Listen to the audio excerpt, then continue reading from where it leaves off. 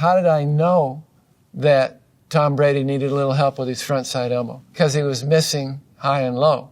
When you miss right and left, it's your head. When you miss high and low, it's your front side elbow in his case.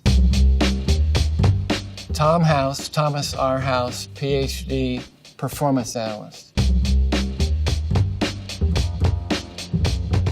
My two Hall of Famers are Brady and Brees. People don't realize how hard they work to get 1% better. There's a lot of technology out there. We're one of the few facilities in the world where we can actually give you a deliverable. We work with all rotational athletes, any throwing or striking sport. But me personally, I'm working with the elite NFL quarterbacks and a lot of the elite Major League Baseball pitchers. Rotational athletes, throwers and strikers, are all the same animal. The only thing that might change is the timing of a weight transfer. Virtually everything else is the same. If you can teach hitting, you can teach pitching.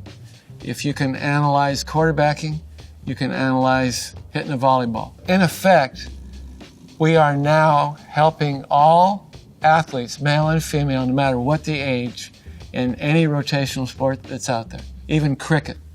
All right, so it's all good stuff. It's all science-based, it's objectively researched, it's a deliverable that is measurable and defendable.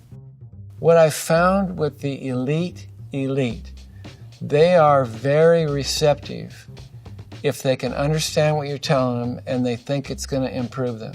The cool thing about working with the older guys, they're in a window of trainability where they're done with their growth and they're done with their weight gain, so they're basically reinforcing the mechanical efficiencies they got to get to their elite level, and they're just sustaining that with process is what it boils down to. Anybody know what this thing is right here? It's a tester. It's a pulse oximeter. What the hell is it for? Do you have any idea at all? We're going to see what your blood oxygen level is. When I retired as a professional pitcher / coach in baseball, I went up to USC and signed a 10-year deal where I was a pitching coach for 5 of the years and a researchist for the whole 10. And that's really when we started pulling all the pieces together that I got as a player and a coach. That's when we did the research on the weighted balls and velocity improvement, fixing GERD, a whole bunch of studies on biomechanical efficiency and recovery. I was doing it for me personally. I had to know why. And then when I became a coach, I wanted to make sure what I gave to a kid was actually something that could help him, not some opinion about this is what they did in my generation. I wanted it to be real stuff. And I think we've succeeded. Tom House Sports started earlier this year as a way to put an umbrella over the pitching, quarterbacking, hitting, golfing. We started off with just our eyes and video. And then we realized that there are things the human eye can't see. You can see probably about 34, 32 frames a second, but most of the activities with a quarterback or a pitcher that count take place at about 1/250th of a second. Biomechanics, briefly, are laws of physics applied to the human body. Human bodies move, but they have to move based on the same physics that a car drives and birds fly. We've been able to identify through high-speed motion analysis the efficiencies that are necessary for a kid to throw or swing efficiently. The easiest way to talk about kinematic sequencing, think of legs, hips, shoulders, arms, implement. And then the mechanics of the actual skill itself, balance and posture, basically, keep your eyes level. Hip and shoulder separation, delayed shoulder rotation, torque. We got lucky about 15 years ago. We were doing motion analysis on elite athletes, Drew Brees and Greg Maddux. If you put their kinematic sequence at 1,000 frames a second, overlapped them, except for the timing into weight shift, it was exactly the same legs, hips, shoulders, arms, implement, with the same mechanics across the board. I mean, the graphs were carbon copies of each other. And I started thinking to myself, you know what?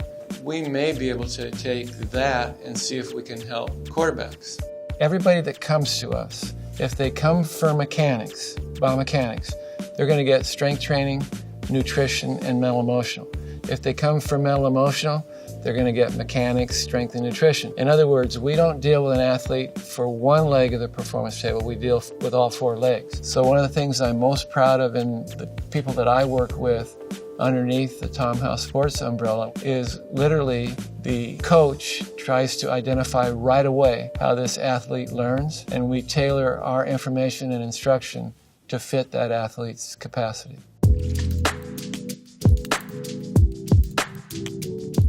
Drew initially came, his offensive coordinator, he was with the Chargers at the time, brought him in for some mental emotional work. He was a little timid in the huddle and probably not as much of a presence in the locker room as he should have been. So it started off to be mental emotional. But then the last game of the season, he hurt his shoulder, a horrible injury, had to go see Dr. Andrews in Birmingham. Dr. Andrews put his shoulder back together. So from that point forward, it became physical to get him back to where he could throw a football again, and then biomechanical to sustain it, and it's just grown from there. We actually have a series of tests and evaluation. We call it Screen, Test, and Assess for movement efficiencies, and we look at their timing, their kinematic sequencing, and then the variables that coaches teach: balance and posture, stride momentum, opposite and equal, hip and shoulder separation, basically squaring up, firm front side, and release point. Drew had an issue. His base was too broad, so that when he took his stride, his weight shift, he wasn't generating the same foot-pounds that he could if he narrowed his stance up, took a 1-foot stride in the time frame. So our teach initially with him was to narrow his base to get more ground force production in the time frame, to have more energy to get into the football so he could throw a long ball, not only be accurate short, but be able to throw the ball 55, 60 yards to stretch the field. These guys were really good before they showed up, like Hall of Fame good, before they even had anything to do with us. Drew is still playing, so what we did is we fixed small things. So instead of being 92% efficient, now they're sneaking up on 97, 98% efficient, and now that's long-term health and performance, good for the athlete, good for the organization, great for the sport. The quarterback world is like this really small little fraternity, and Drew mentioned this to this guy, and that guy mentioned this to that guy, and all of a sudden it became 3D QB and working with 28 of the top 32 in the NFL and their backups, about 50 collegiate quarterbacks, and a couple hundred high school quarterbacks. So it wasn't well thought out, it just kind of happened organically. So Drew's ended up being the base in his stride length.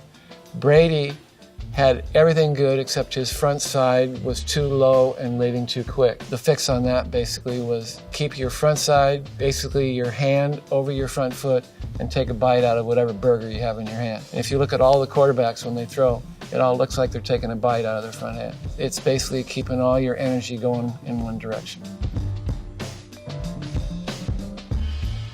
How did I know that Tom Brady needed a little help with his front side elbow? Because he was missing high and low. When you miss right and left, it's your head.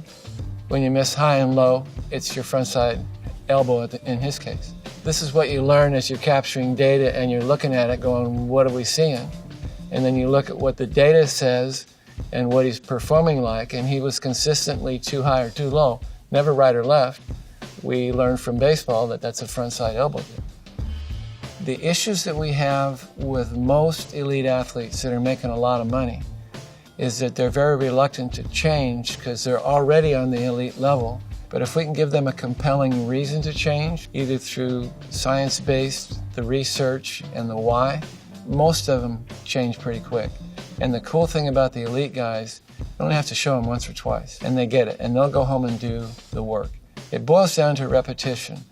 If you're dealing with a young athlete, he's probably looking at 10,000 reps for mastery if he doesn't grow or gain any weight.